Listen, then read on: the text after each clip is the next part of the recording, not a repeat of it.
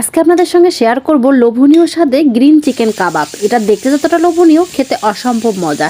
আপনারা চাইলে টি টাইমে স্ন্যাক্স হিসেবেও খেতে পারেন। আর এটা বাচ্চারা খেতে ভীষণ পছন্দ করে। চলুন তাহলে কথা না বানিয়ে রেসিপিতে চলে যাই। এখানে আমি ফ্রেশ ধনেপাতা নিয়েছি।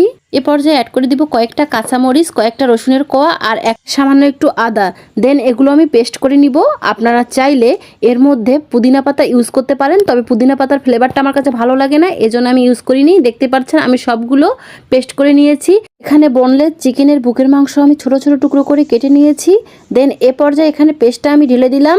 অ্যাড করে দিব এক ফালি লেবুর রস, দিয়ে দিব পরিমাণ মতো লবণ, দিয়ে দিব 1 চামচ কাবাব মশলা। এতটুকু মশলায় এনাফ। এই কাবাবটা করার জন্য খুব বেশি মশলার প্রয়োজন হয় না, আর এটা খুব ইজি, যে কেউ খুব সহজেই বানিয়ে নিতে পারবেন। আর খেতেও অসম্ভব মজা। খুব ভালোভাবে আমি মেখে নিয়েছি। আপনাদের হাতে সময় থাকলে আপনারা 1 ঘন্টার জন্য ম্যারিনেট করে রাখতে পারেন, তবে আমার হাতে সময় নেই। আমি আজকে 10 মিনিটের জন্য রেখে দেন এগুলো আমি সাসলিক কাঠির মধ্যে গেঁথে নিচ্ছি। আপনারা দেখতেই পাচ্ছেন এটা খুব ইজি, আমরা সবাই করতে পারি। তারপরও আপনাদের সুবিধার জন্য আমি করে দেখাচ্ছি। এখানে বলে দেওয়ার মতো কোনো কিছুই নেই, দেখেই বুঝে নিতে হবে। এই তো সবগুলো আমি একই প্রসেসে করে নিয়েছি, আপনারা দেখতেই পাচ্ছেন। এ পর্যায়ে চুলায় একটি প্যান বসিয়ে তাতে সামান্য একটু তেল দিয়ে দিব। তেলটা আমার গরম হয়ে আসলে একে একে সবগুলো কাবাব আমি দিয়ে দিব। আপনারা দেখতেই পাচ্ছেন।